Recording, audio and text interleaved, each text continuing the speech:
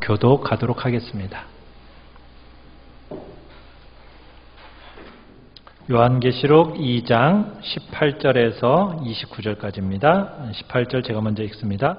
두아디라 교회의 사자에게 편지하라. 그 눈이 불꽃 같고 그 발이 빛난 주석과 같은 하나님의 아들이 이르시되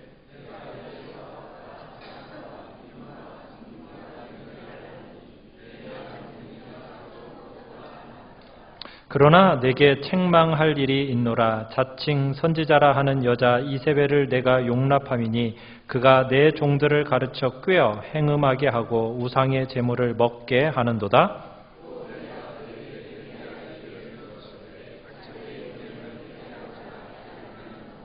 볼지어다 내가 그를 침상에 던질 터이요 또 그와 더불어 간음하는 자들도 만일 그의 행위를 회개하지 아니하면 큰 환난 가운데 던지고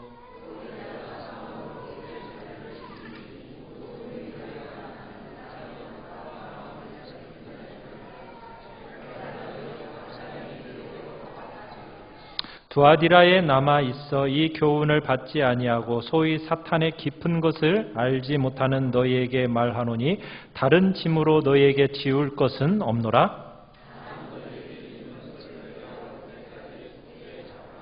이기는 자와 끝까지 내 일을 지키는 그에게 만국을 다스리는 권세를 주리니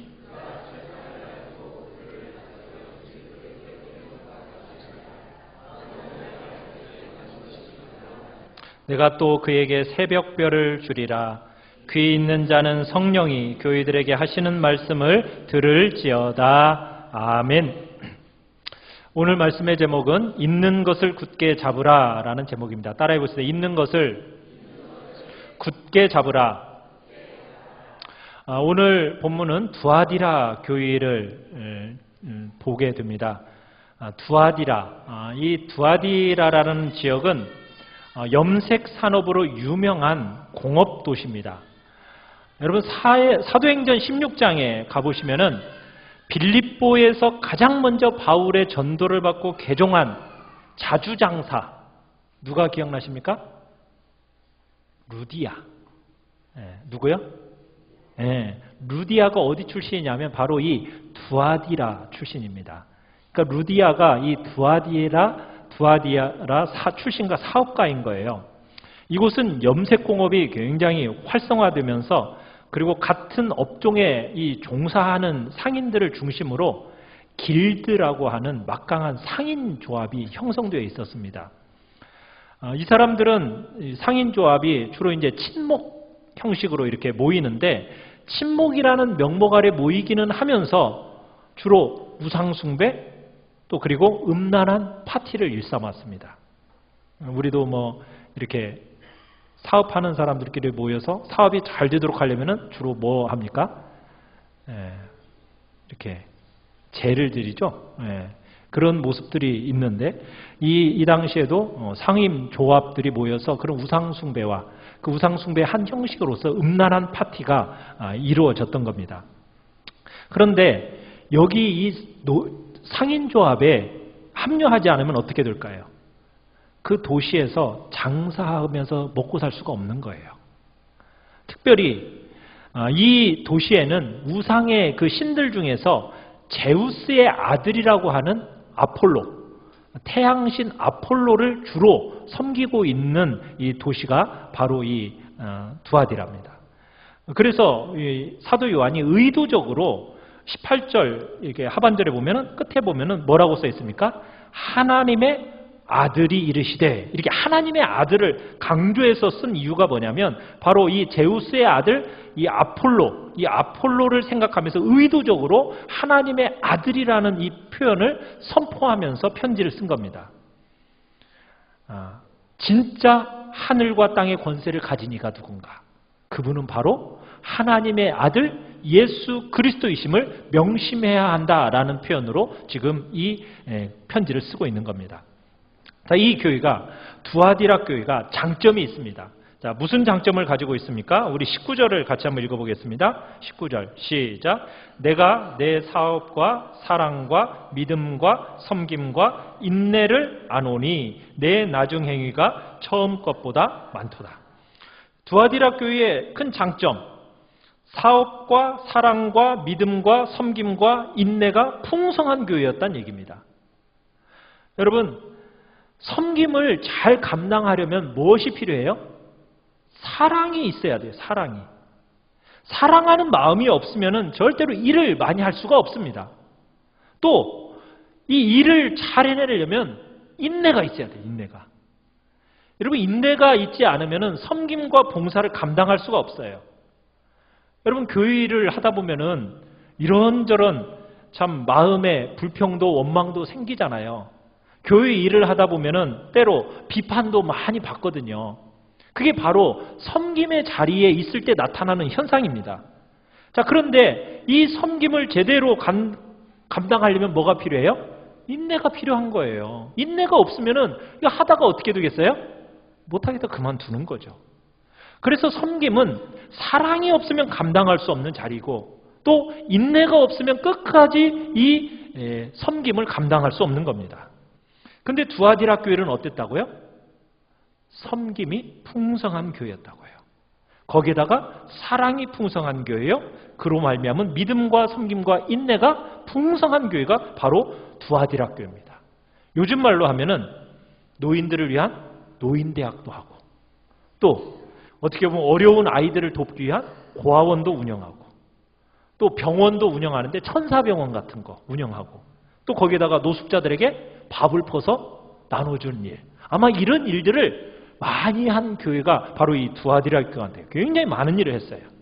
자, 그런데다가 이 교회는 19절 끝에 보면 이렇게 얘기하죠. 내 나중 행위가 어떻다고요? 처음 것보다 많도다. 이렇게 표현하고 있습니다. 여러분, 처음에는 일을 잘 하다가 나중에 어떤 일들이 많이 생기죠? 흐지부지 그런 일들이 많지 않습니까? 시간이 흐르면서 그 하는 일들이 줄어드는 일들이 많이 생긴다고요. 그런데 이 교회는 어땠다고요? 처음에 하던 것보다도 나중 일이 훨씬 더 많은 교회. 참 이 교회는 우리가 앞에서 봤던 에베소 교회 있잖아요. 에베소 교회와는 정반대의 모습이에요. 에베소 교회는 뭘 잃어버렸다고 그랬습니까? 처음 사랑을 잃어버렸다고 그랬죠. 자, 그런데 두아디라 교회는 어때요? 큰 믿음, 따뜻한 사랑, 깊은 소망이 점점 더 커져가는 교회예요. 나날이 믿음이 성장하는 교회예요. 가면 갈수록 열매가 풍성하게 맺어가는 교회. 그러니 주님이 이 교회에 기뻐하지 않을 수 없는 칭찬받는 교회인 거죠. 자, 그런데 이렇게 귀한 장점을 가지고 있는 이 두아디라 교회를 향해서 주님이 또 뭘 하십니까? 책망을 하세요. 자, 우리 20절을 같이 한번 읽어보겠습니다. 20절. 시작. 그러나 내게 책망할 일이 있노라. 자칭 선지자라 하는 여자 이세벨을 내가 용납함이니 그가 내 종들을 가르쳐 꾀어 행음하게 하고 우상의 제물을 먹게 하는도다. 정말 봉사활동이 엄청나게 많은 교회, 사랑이 풍성한 교회. 그런데 단점이 뭐라고요? 거짓된 선생까지 용납했다라는 게 단점입니다. 우리가 에베소 교회와 지금 어떻게 보면 반대 문제가 생긴 거예요. 에베소 교회는 어떤 교회였습니까? 훌륭한 선생님들에 의해서 말씀을 잘 받았어요. 진리에 똑바로 서 있었어요. 근데 뭘 잃어버렸다고요? 사랑을 잃어버렸다고요. 진리는 정말 잘 분별해냈습니다. 거짓된 것들을 분별해내가지고 그것들을 쫓아냈어요. 아주 탁월한 은사를 가졌던 교회였어요. 거짓된 걸 잘 시험해서 드러낸 교회가 에베소 교회였어요. 그런데 뭘 잃어버렸다고요? 사랑을 잃어버린 교회가 에베소 교회였어요. 자, 그런데 두아디라 교회는 정반대예요. 너무나 많은 일들을 하고 있는데 뭘 잃어버렸어요? 진리를 잃어버렸어요. 진리를. 거짓된 가르침을 가르치는 자들이 등장하게 된 거예요. 열정적으로 사랑을 했습니다. 자기도 부인하고 믿음과 인내를 따라서 모든 일을 잘했어요. 그런데 누구까지도 용납을 했느냐? 거짓 선생들까지 용납하고 성경에 근거하지도 않는 가르침까지도 용납하고 받아들이는, 그것을 인정하는 그런 일들이 두아디라 교회에서 일어난 거예요. 여러분, 이것이 얼마나 위험한 일인지 모릅니다.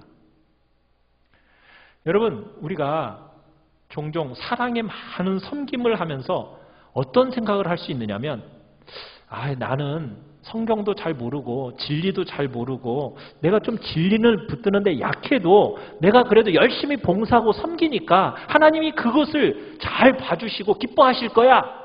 우리는 주로 그렇게 생각하기도 합니다. 맞는 말일까요? 틀린 말일까요? 그렇지 않습니다. 잘못된 말입니다. 절대로 그렇게 생각하면 안 됩니다. 한쪽만 강하고 한쪽이 약한 거, 그 강한 것이 약한 쪽을 보상해 주느냐? 아닙니다. 진리는요, 두 쪽을 다 같이 가지고 있을 때 살아나는 거예요. 한쪽만 강하고 한쪽이 약하면은 그 교회는 치명적인 오류를 가지게 되는 거예요. 봉사활동을 많이 합니다. 그 봉사활동을 많이 하는 그 교회들의 보편적인 연약함이 뭔지 아세요? 그들의 교회는 진리에 대한 분별력이 약하다는 약점이 있습니다. 진리를 바르게 붙들고 진리를 바르게 묵상하는 이 일이 굉장히 약한 모습이 있어요. 그 교회가 바로 이 두아디라 교회의 대표적인 모습이에요. 그런데 이 모습이 또 한국 교회의 대표적인 모습입니다. 열심히 뭔가를 하긴 하는데 그 열심히 한쪽을 보상해 줄 수 있느냐? 아니라는 거예요. 사랑을 풍성하게 하고 진리에는 무관심하는 거, 여러분, 이것이 진리의 열매인 사랑을 보상해 주느냐? 아니라는 거예요. 교회는, 기독교의 복음은 균형이 잡혀야 된다. 균형. 신앙에 균형이 있어야 돼요. 이 균형이 무너지잖아요. 그러면은 교회는 죽습니다. 에베소 교회가 진리는 잘 붙들었잖아요. 근데 뭘 잃어버렸다고요? 처음 사랑을 잃어버렸어요. 그러니까 주님이 뭐라고 말씀하시는 거예요? 책망하시는 거예요. 너 결정적인 것 빠져있다. 교회의 생명, 교회의 존립 자체를 위험하게 만드는 것이다. 영혼을 완전히 죽이는 것이다 하면서 주님이 에베소 교회를 책망하셨잖아요. 진리와 사랑이 균형이 있어야 돼요. 두아디라 교회에서는 뭐래요? 너희들이 많은 사랑과 행함과 섬김이 있는데 뭐가 없다고요? 진리가 없다라는 거예요. 둘 다를 붙들지 않으면 교회를 약화시키는 자리에 빠지는 겁니다. 근데 우리는요, 참 희한하게도 한쪽으로 치우치는 걸 좋아하는 것 같아요. 선천적으로 치우치기를 좋아해요. 그러다 보니 우리의 신앙이 자꾸 균형이 깨집니다. 여러분, 우리 교회도 균형이 깨뜨려지는 순간 우리의 교회는 기울어서 죽는 거예요. 우리 교회는 두 가지가 함께 살아있어야 됩니다. 하나는 진리가 살아있어야 되고 또 한 가지는 사랑의 섬김이 같이 살아있어야 돼요. 교리와 은혜가 살아있어야 되고 삶이 살아있어야 됩니다. 이 두 가지가 함께 붙어 있어야 돼요. 그게 기독교가 복음인 이유입니다. 여러분, 진리를 약화시킨 결과 이 교회가 어떤 일이 생기게 됐습니까? 우리 20절을 같이 한번 읽겠습니다. 20절 시작. 그러나 내게 책망할 일이 있노라. 자칭 선지자라 하는 여자 이세벨을 내가 용납함이니 그가 내 종들을 가르쳐 꿰어 행음하게 하고 우상의 제물을 먹게 하는도다. 여러분, 진리를 소홀히 한 결과 어떤 문제가 생겼습니까? 자칭 선지자라고 하는 여자 이세벨을 용납하게 됩니다. 이세벨이라고 하는 여자가 등장하게 돼요. 여러분, 자칭 선지자라고 칭하고 있습니다. 선지자, 뭐 하는 사람이죠? 하나님의 계시의 말씀을 들어서 전달하는 통로가 선지자지 않습니까? 그러니까 나는 하나님께로부터 계시의 말씀을 들은 사람이다 라고 하면서 스스로가 이제 사람들에게 하나님의 말씀을 가르치는데 그 말씀의 내용이 성경에 기록된 내용이에요? 아니에요? 아니에요. 하나님의 말씀, 기록된 성경의 말씀이 아니라 자칭 선지자라고 하면서 자신은 하나님께로부터 직접 하나님의 말씀의 음성을 듣고 자신들을 가르친다는 거예요. 여러분, 그 사람들을 용납한 거예요. 그러면서 이 이세벨에게 속한 사람들이 나타나기 시작합니다. 그러면서 심각한 영향을 이 두아디라 교회에게 이 이세벨이라는 사람을 통한 그 밑에 사람들과 함께 영향을 미치게 되는 거예요. 그 결과가 무엇이에요? 이세벨의 그 거짓된 교훈을 용납하고 받아들인 결과 교회가 음행, 우상의 재물을 먹게 된 거예요. 어떤 사람들까지 함께 했다고 얘기합니까? 내 종들을 가르쳐. 이렇게 얘기하고 있죠. 오늘로 얘기하면 우리 교회 구역장들, 또 안수 집사님 선들, 이런 중직급 신자들에게까지 이 이세벨이라는 자칭 선지라는 사람이 영향을 미치면서 이제 세상과 적당하게 타협할 것을 주입한 겁니다. 아까도 얘기했죠. 두아디라는 상업 중심의 도시라고요. 그러면은 장사하기 위해서는 어디에 가입해야 돼요? 필수 조항이 그 상인 조합에 가입을 해야 돼요. 가입하지 않으면은 장사할 수가 없는 거예요.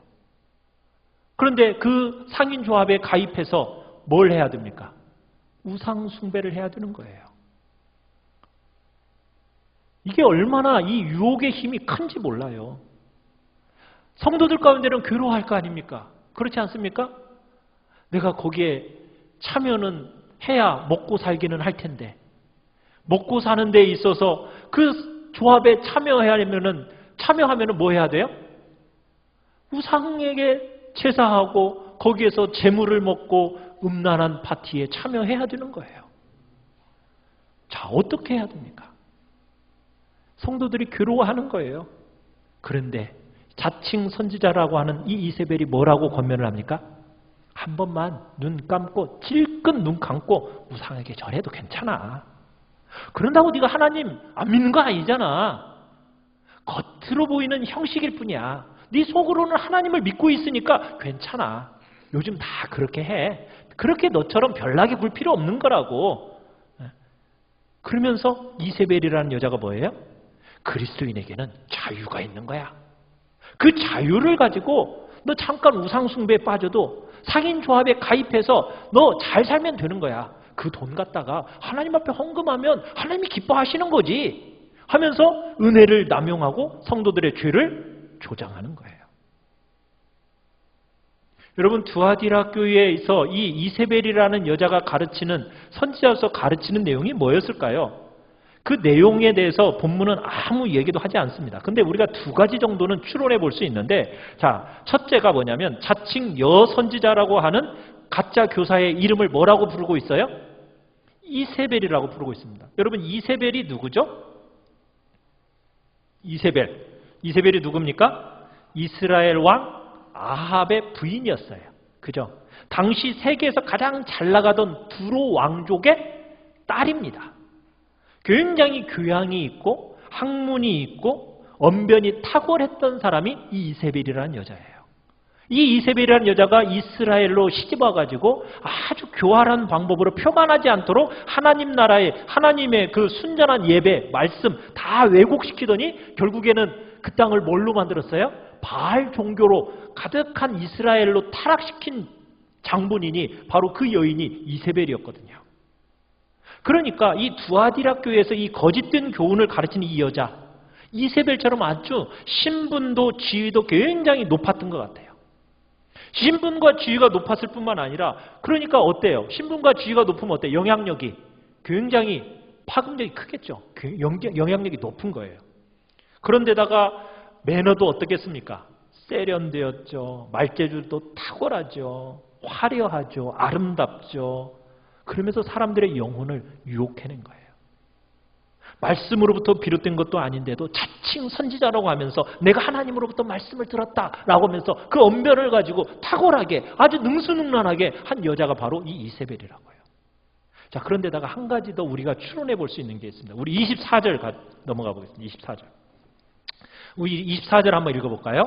시작. 두아디라에 남아있어 이 교훈을 받지 아니하고 소위 사탄의 깊은 것을 알지 못하는 너희에게 말하노니 다른 짐으로 너희에게 지울 것은 없노라. 자, 여기에서 보면은, 자, 이 교훈을 받지 아니하고 하면서 이 교훈이 소위 뭐라고요? 사탄의 깊은 것, 이렇게 표현하고 있습니다.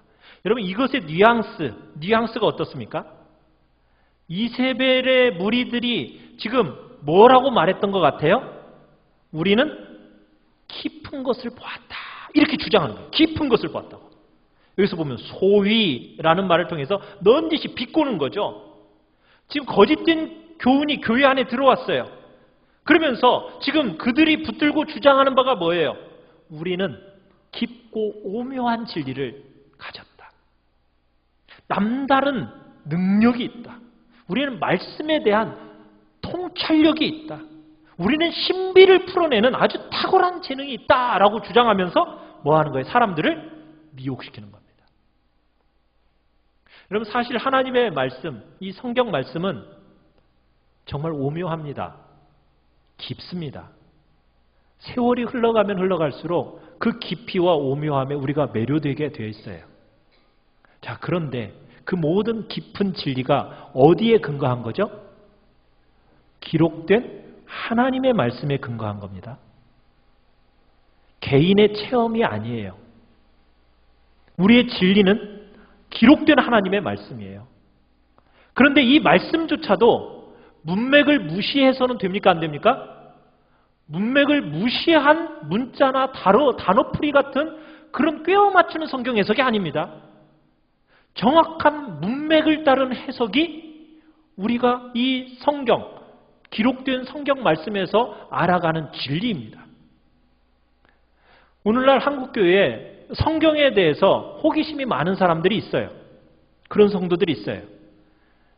그러면서 이 기존 교회의 담임 목사님들의 설교를 별로 이렇게 만족하지 못하는 분들이 많이 있어서 호기심으로 이쪽 저쪽 돌아다니시는 분들이 있는 것 같아요. 그런 사람들을 딱 잡아먹는 사람들이 있죠. 누구예요? 딱 덫을 기다리고 이렇게 기다리는 사람들, 놓고 기다리는 사람들, 바로 이단들입니다. 이단들이 주장하는 바가 뭔지 아세요? 우리는 신묘막측하고 놀라운 것을 우리는 보여준다. 이게 이단들의 특징입니다. 이단에 들어간 사람들의 듣는 말들이 놀라워요. 특히 어떤 성경을 잘 풀어줘요? 에스겔서, 다니엘서, 그 다음에 요한계시록, 이런 것들 잘 풀어줍니다. 거기다 이 사람들은 숫자와 단어의 천재들이에요. 그래가지고는 창세기부터 요한계시록까지 뭘로 쫙 꿰주는 줄 아십니까? 숫자로 쫙 꿰줘요. 그러면 우리는 못 들어봤던 내용이잖아요. 그럼 홀라당. 이게 숫자뿐이에요. 거기다가 단어로 쫙 꿰줍니다. 그냥 창세기부터 요한계시록까지 단어로 그냥 쫙 꿰주면은 이게 뭐 홀라당 나자퍼지는 거죠. 거기다가 기존 교회 그냥 비판하는 물 한번 쫙 먹여버리면 마음이 완전히 뒤집어져 버립니다. 그러면 더 이상 기존 교회에 있을 수가 없어요. 그곳으로 가게 되는 거예요. 사랑하는 성도 여러분, 하나님의 말씀은 오묘합니다. 그 진리는 깊어요.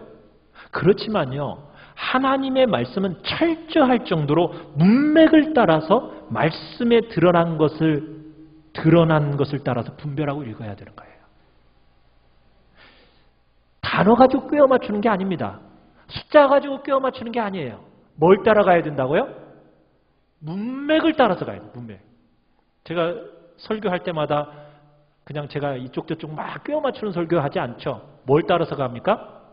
문맥을 따라서 제가 설교를 하는 이유가 바로 그거예요. 여러분, 하나님의 말씀은 철저할 정도로 문맥을 따라서 말씀에 드러난 것을 따라서 분별하고 읽어야 됩니다. 진리와 하나님의 말씀은 오묘하고 깊지만요, 어떻게 보면은 아주 단순해요. 그런데 이단들은 자꾸 뭔가 보았다고 주장하고 우리는 뭔가 들었다고 주장하면서 뭔가 깊은 것이 소위 사단의 깊은 것을 열어서 사람들에게 보여주면서 사람들을 껍벅껍벅 지금 넘어가게 만드는 일들이 있는데, 지금 투아디라 교회에서도 동일한 현상이 나타나고 있는 겁니다.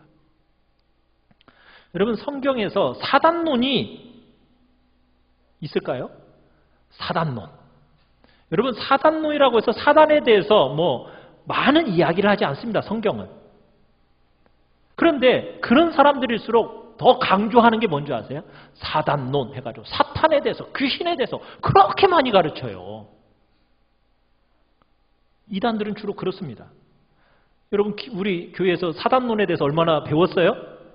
귀신론 얼마나 많이 배웠습니까? 별로 배운 바가 없죠.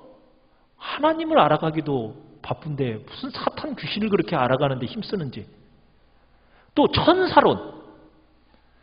여러분, 천사론을 가르칠 정도로 그렇게 천사에 대해서 성경 그렇게 많은 얘기를 하고 있지 않아요.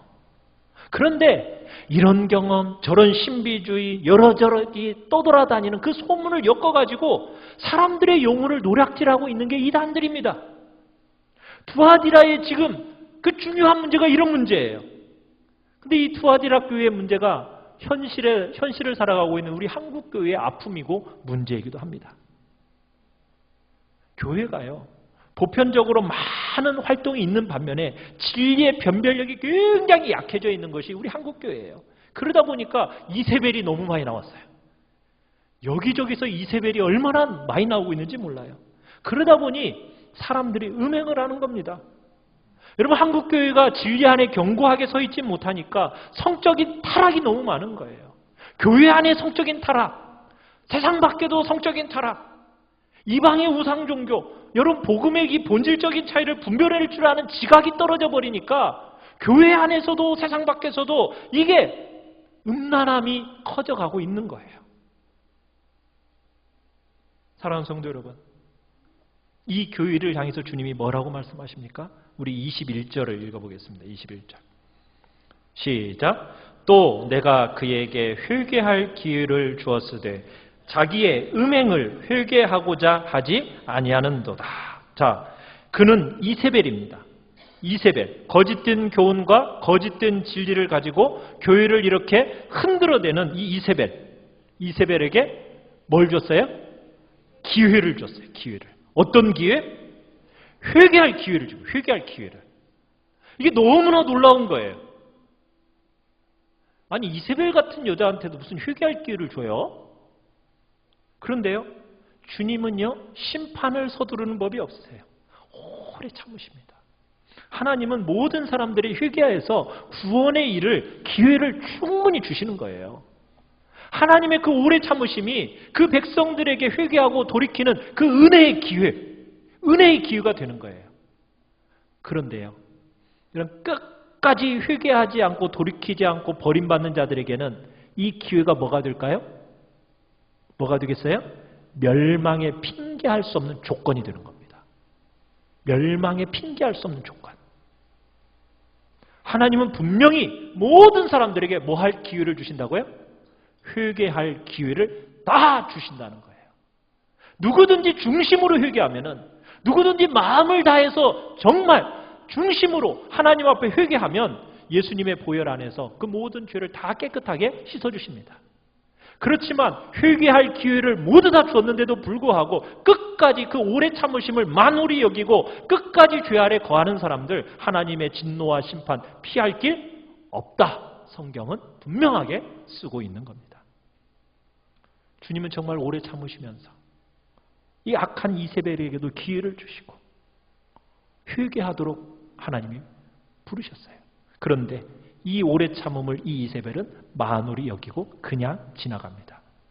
그래서 하나님이 어떻게 하시겠대요? 그 심판을 시행하시겠대요. 우리 22절, 23절 읽어보겠습니다. 시작. 볼지어다 내가 그를 침상에 던질 터이요 또 그와 더불어 간음하는 자들도 만일 그의 행위를 회개하지 아니하면 큰 환난 가운데 던지고 또 내가 사망으로 그의 자녀를 죽이리니 모든 교회가 나는 사람의 뜻과 마음을 살피는 자인 줄 알지라. 내가 너희 각 사람의 행위대로 갚아 주리라.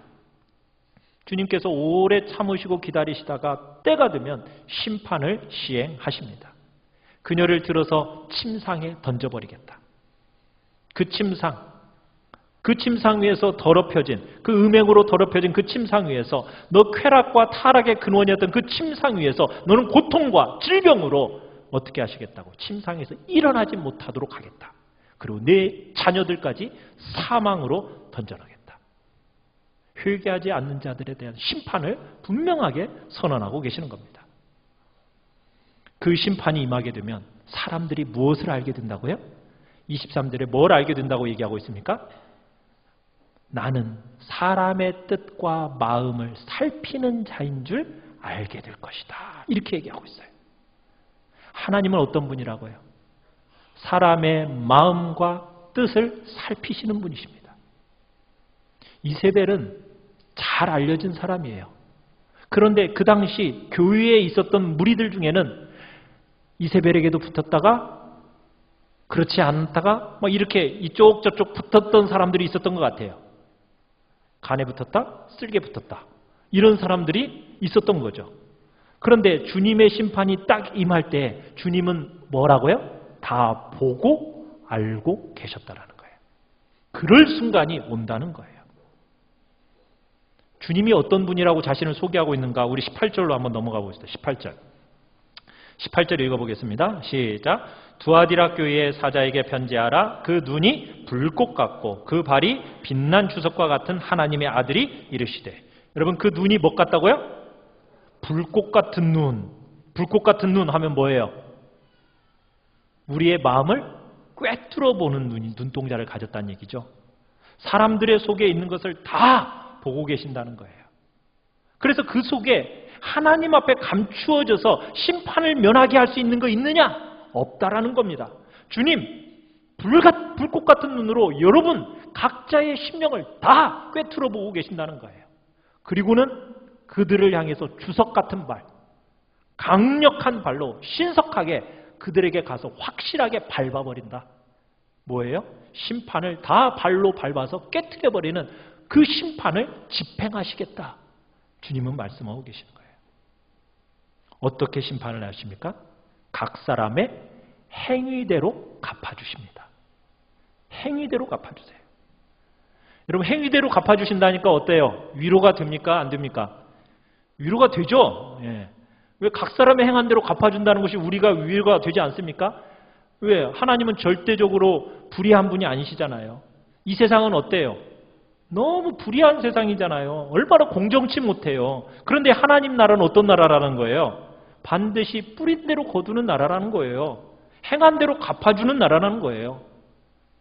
여러분 우리의 눈에 형편없이 보여지는 것이 있어도요. 여러분이 하나님을 신뢰하고 믿음으로 행한 작은 일, 그 하나님이 절대로 잊지 아니하시고 상급 여러분들이 주신다는 거 믿으십니까? 그거 다 갚아주십니다. 여러분들이 믿음으로 행한 거요. 절대로 하나님이 잊지 않으십니다. 그거 다 갚아주세요. 하나님은 여러분 불의한 세상 속에서 여러분 하나님의 그 공의로우심을 신뢰하며 살아가시길 바라요. 하나님의 심판이 임할 때 죄를 지은 자들을 향해서 하나님이 정말 그들에게 또한 그대로 갚아주신다고 또 얘기하시는 거예요. 심판의 원리도 똑같습니다. 뿌린 대로 거둔다. 반드시 행한 대로 나는 또한 심판한다. 사랑하는 성도 여러분, 여러분들이 수고하고 믿음으로 행하고 결단하고 희생하고 여러분 그거 믿음으로 행한 아무리 작은 일이라 할지라도 하나님 그거 절대로 잊지 않으십니다. 사람들이 알아주든 알아주지 않든 결과가 있든 결과가 없든 관계없이 하나님 앞에서는요 절대로 열매가 떨어지는 법이 없습니다. 하나님의 행한 대로 반드시 갚아주신다는 거. 여러분 그걸 기억하시고 꼭 믿음으로 사시기 바랍니다. 여러분 이 세대의 방식대로 살지 마세요. 하나님이 정말 원하시는 방식대로 사십시오. 말씀이 정말 원하는 대로 여러분 그렇게 살아가는 거예요. 자, 이렇게 어려운 와중에 어떤 사람들이 있었느냐? 남아있는 사람들이 있었어요. 자, 우리 24절, 25절 다시 한번 읽겠습니다. 24절, 25절. 시작. 두아디라에 남아있어 이 교훈을 받지 아니하고 소위 사탄의 깊은 것을 알지 못하는 너희에게 말하노니 다른 짐으로 너희에게 지울 것은 없노라. 다만 너희에게 있는 것을 내가 올 때까지 굳게 잡으라. 자, 어려운 와중에도 어떤 사람들이 있었어요? 남아있는 사람들이 있어요. 남은 자들이 있었어요. 여러분 이 남아있는 자들에게 주님은요 다른 어떤 거 더 이상 요구하고 싶지 않으시대요. 지금까지 너희가 해왔던 대로 그냥 해라. 이렇게 얘기하고 있어요. 하나님 섬기는 데 있어서 단순하고 어리석어 보이지만 너희 안에 있는 거 그냥 굳게 잡으라는 거예요. 굳게 잡으라는 거예요. 이세벨은 아마 그랬을 거예요. 현란한 말솜씨에다가 능력들을 가지고 막 사람들을 막 뒤집어 놓을 때 이 남아있는 사람들은 무슨 일을 했겠어요? 단순한 말씀 하나 붙들고서는 그냥 살아가는 거예요. 여러분 그런 걸 볼 때 얼마나 미련해 보여요. 그렇지 않아요? 근데 주님은 우리에게 그거 다른 거 요구하지 않으신대요. 내가 지금 말씀에서 밝히 드러난 그 한 가지 있지? 자그마한 거, 그 단순한 진리, 그 붙들어라. 내가 다른 거 요구하지 않는다. 그거 붙들고 주님의 나라에 들어가는 거다. 단순해 보이고 어리석어 보이지만 밝히 드러난 그 계시의 말씀 붙들고 주님께 오라는 거예요. 여러분 지금 여러분이 붙들고 있는 진리가 무엇입니까? 예수 그리스도에 대한 믿음입니까? 여러분 그럼 그 믿음 하나 딱 붙들고 주님께 가십시오. 여러분 우리를 우리 되게 하는 진리는요 복잡하지 않습니다. 단순해요. 복잡한 거 원하세요? 예수님 믿으면 구원받는다는 아주 단순한 진리입니다. 너희의 전 인격을 예수 그리스도께 맡겨라. 아주 단순해요.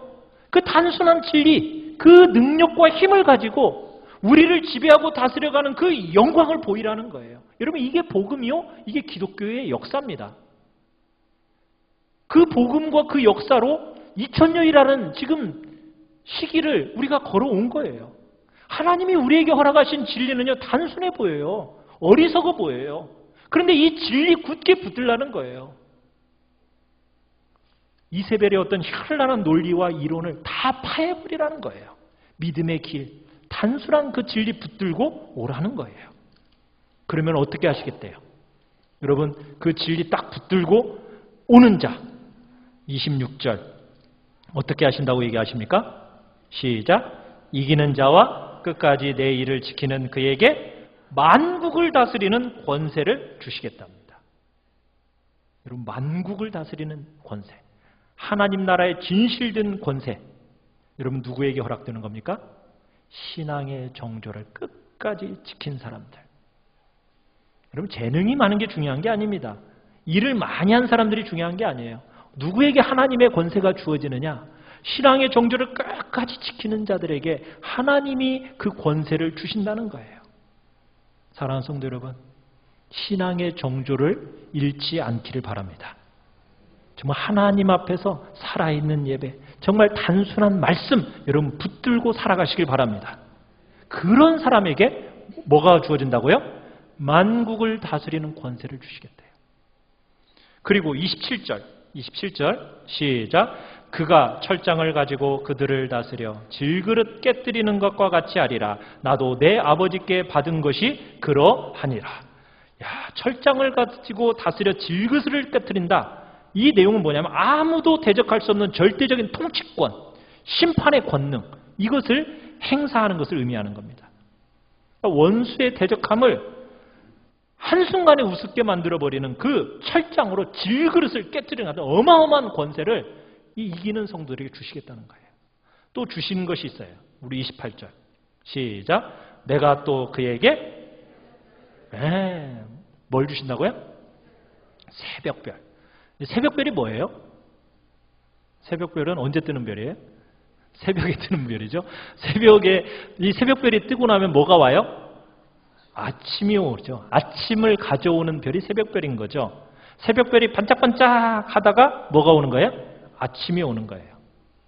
여러분 이 세상을 살아가면서 이세벨 무리들처럼 화려하고 멋있고 현란하고 잘 갖추어져 있지 않더라도요. 단순하고 재주 없고 뭐 별로 그런 것도 없는 것 같다 할지라도 주님이 뭐라고 말씀하시냐면 이 단순한 믿음으로 끝까지 인내하는 자들을 통해서 새벽이 온대요. 그들이 새벽별이라는 거예요. 하나님께서 새로운 아침을 딱 불러오실 때, 새날을 주실 때 새벽별들을 반짝반짝하게 만들어 놓으시고 주님의 새날이 오도록 만들어 주신다는 거예요. 여러분 이 시대가 얼마나 현란해요. 물질 문명이 너무 발달하다 보니까 복음의 진리가 단순한 것마저도 잃어버리기 쉬운 시대가 이 시대가 돼버렸어요. 정말 이 세상의 현란함으로 옷 입고 막 영향력과 지위로 말의 탁월한 논리로 막 교회와 복음을 막 변질시키려는 이런 것들이 막 나타나는 이 시대 속에서 여러분 단순하십시다. 조금 더 미련하게 한번 살아보십시오. 조금 더 어리석어도 돼요. 조금 더 돌아가세요. 너무 약삭 바르지 마세요. 하나님 앞에서 여러분이 가지고 있는 작은 것, 말씀, 깨달아진 말씀, 여러분 그거 붙들고 계십시오. 주님께서 더 다른 짐 요구하고 있지 않으세요. 작은 것들 붙들고 끝까지 여러분의 그 믿음의 경주를 달려 나가십시오. 그러면은 하나님께서 진짜 권세, 주님께서 여러분에게 새벽별을 주시겠다고 약속하고 계시는 거예요. 이 시대는 진리가 혼탁해져 가는 시대입니다.